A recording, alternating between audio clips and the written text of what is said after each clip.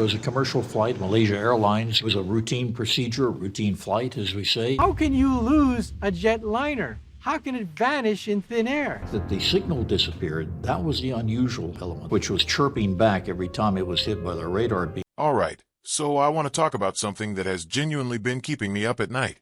And I know that sounds dramatic, but hear me out, because this story involves a missing airplane, a tiny little sea creature, and one of the most mind-bending scientific discoveries I've come across in years. We're talking about Malaysia Airlines Flight MH370. Now, most people remember when this plane disappeared. It was March 8, 2014. A Boeing 777, carrying 239 people, just vanished from radar somewhere over the Indian Ocean. No distress call, no wreckage found for over a year, no real explanation. Just gone. And for a long time, the world kind of moved on, the way the world does. But scientists, they never stopped digging. And what they just found, it genuinely shocked everybody, including the experts who have been working this case for over a decade. So let me paint the picture for you. You've got this enormous Boeing 777, one of the most technologically advanced commercial aircraft ever built. It takes off from Kuala Lumpur, Malaysia, heading to Beijing, China. Routine flight. And then, about 40 minutes into the journey, communication is cut. The transponder goes dark. Military radar tracks the plane making this bizarre U-turn back over the Malaysian peninsula, then heading south into the Indian Ocean. And then nothing. Silence. For 16 months, there was zero physical evidence that this plane had ever hit the water. Zero. The families of the passengers were in absolute agony, because without wreckage, there's no confirmation, there's no closure, there's nothing. Just this haunting uncertainty hanging over everything. Now, investigators weren't sitting around doing nothing during that time. They had access to something incredibly unusual in aviation history. Data from a British satellite company called Inmarsat. The plane had been automatically pinging a satellite every hour, even after all other communications went dark. These pings created what investigators called the seventh arc, a curved line across the southern Indian Ocean representing the plane's last possible position. Using this data, alongside fuel calculations and aircraft performance modeling, Australian authorities led one of the most expensive and technologically sophisticated search operations in history. They were scanning a massive stretch of deep ocean floor in some of the most remote and hostile waters on the planet, and they found nothing, not a single bolt. Then in July 2015, the ocean finally decided to speak. A man named Johnny Baig was out cleaning a beach on Réunion Island, this small French territory sitting in the Indian Ocean near Madagascar, and he finds this strange 2-meter-long piece of white metal just sitting there among the sand and volcanic rocks. Looked completely out of place. Turned out it was a flaperon. Now, if you don't know what that is, a flaperon is a control surface on the wing of an aircraft. Part flap, part aileron. And this specific one came off a Boeing 777. Investigators rushed it to a specialized laboratory in France. They checked the serial numbers against Boeing's records, and the match was perfect. This was a confirmed piece of MH370. For the families, this was one of the most devastating and yet somehow necessary moments of the entire ordeal. Because up until that point, there was always this tiny, painful sliver of hope. Maybe the plane landed somewhere. Maybe people survived. Maybe this whole thing has an explanation nobody has found yet. The flaperon eliminated that hope. It confirmed what most people already feared. The plane went into the ocean. People died. And the world had been looking in roughly the right part of the world, even if not the exact right spot.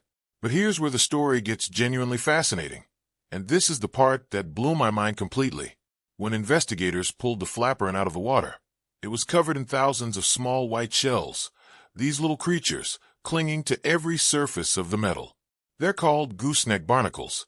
And at the time, the investigators basically treated them as a nuisance. Workers scraped them off to get a better look at the metal underneath. And on the surface, that makes sense. You want to inspect the actual evidence. But what those workers were unknowingly doing was destroying what might have been the most valuable data in the entire investigation. Because those barnacles were not just decoration. They were biological flight recorders. And nobody realized it until years later. Okay, so here's where we get into the science. And I promise this is not boring, because this stuff is legitimately incredible. Gooseneck barnacles, the scientific name is Lapis anatifera, are these filter-feeding crustaceans that attach themselves to floating objects in the open ocean. Pieces of wood, plastic debris, the hull of a ship, whatever. Once they attach, they stay there and they grow. And the way they grow is by pulling calcium out of the seawater and building layer after layer of hard shell, day by day. Every single layer of that shell is a chemical record of the exact ocean water the barnacle was sitting in at that moment. Scientists who study this kind of thing work in a field called sclerochronology. Think of it exactly like dendrochronology, the science of reading tree rings. When you cut a tree trunk and look at the rings, you can count the years. You can see which years were dry, which were wet, which were stressful for the tree. It's a biological archive written in calcium. Barnacle shells work the same way. Each layer records the chemistry of the water, the temperature, the salinity, and crucially for this investigation, something called oxygen, 18 isotopes. Now, oxygen, 18 is a slightly heavier version of regular oxygen. It exists in seawater everywhere on Earth, but its concentration changes depending on water temperature. Cold water holds more of it. Warm water holds less. So when a barnacle builds its shell in cold water, that layer has a particular oxygen, 18 signature. When it builds in warm water, the signature is different. Scientists can measure these levels with extraordinary precision in a laboratory, and what they get is essentially a temperature diary, a chemical GPS that records, layer by layer, what kind of water this creature was sitting in throughout its entire life. Researchers at the University of South Florida actually took this further by growing their own barnacles in controlled lab conditions, exposing them to different water temperatures and carefully measuring how the shells responded. They basically built a translation key, a scientific Rosetta Stone, that allowed them to decode exactly what the barnacle shells from the MH370 flaperon were recording. And when they used that key to analyze the oldest, innermost layers of the barnacle shells from the flaperon, the layers that formed in the very first days after the plane hit the water, what they found genuinely upended a decade of searching. The temperature signature recorded in those earliest layers did not match the water temperature of the primary search zone. Not even close. The barnacles were telling scientists that the wreckage had spent its first days floating in water that was significantly warmer than what exists in the area where hundreds of millions of dollars had been spent searching. Think about what that means for a second. All of those search vessels, all of that sonar equipment dragging across the ocean floor, all of those underwater drones mapping the jagged trenches of the southern Indian Ocean, they may have been in the right general neighborhood, but the barnacles suggest the plane actually went down further south, in a stretch of water with a completely different thermal profile. The entire decade-long search might have been offset by a meaningful distance from the actual crash site. The researchers described this as the southward shift. The Indian Ocean is an incredibly complex body of water. You've got warm tropical currents pushing down from the north, and then you've got the Antarctic circumpolar current, this massive, powerful river of freezing water that wraps around the bottom of the globe. These two systems collide in the southern Indian Ocean, creating what scientists describe as intense microclimates, pockets of warm and cold water sitting right next to each other. The barnacles, growing in those first critical days, captured the fingerprint of one of those specific pockets, and that fingerprint points to a different location than anyone had been looking. Here's the thing that really gets me about this. For 10 years, the investigation was based on the best available technology: satellite data, fuel calculations, oceanographic drift modeling, all of it pointing toward that seventh arc. And the scientists working on it were not amateurs. These were world-class researchers using cutting-edge methods. But all of it was physics and mathematics. It was working from the outside in, trying to calculate where the plane must have gone based on signals and numbers. The barnacles work from the inside out. They were there.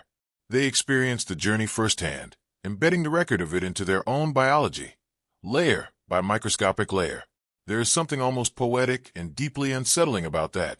This tiny sea creature clinging to a broken piece of wing, silently recording everything, while the entire world was arguing about satellite arcs and drift algorithms. The best witness to the disappearance of MH370 wasn't a radar system or a supercomputer model.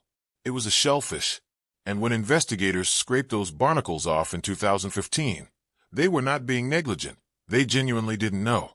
This field of using barnacle isotope chemistry to reconstruct ocean drift trajectories was not yet developed to the point where anyone would have thought to preserve them in that way. The science caught up after the fact, which is both a remarkable testament to human ingenuity and also one of the more heartbreaking missed opportunities in modern forensic history. Now, a private company called Ocean Infinity has been involved in renewed search efforts in recent years, using an advanced fleet of underwater autonomous vehicles to cover the ocean floor.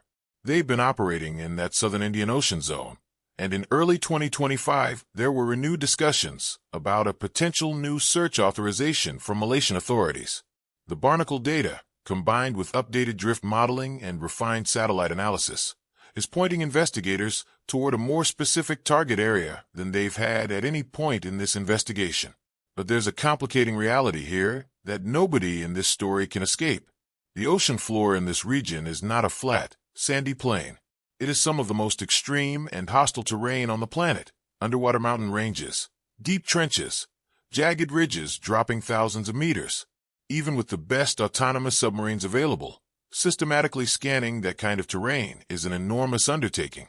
The barnacles have narrowed the search.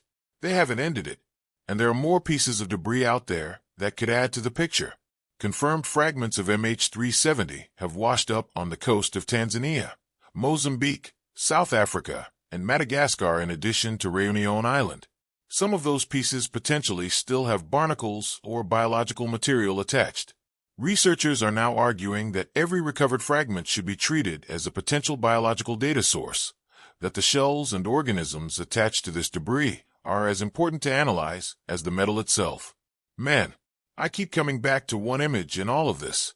This little barnacle, attaching itself to a broken piece of airplane wing somewhere in the middle of the most remote ocean on Earth, and just growing, day after day, layer after layer, completely indifferent to the fact that it was floating on the wreckage of one of the greatest aviation mysteries in human history. It didn't know.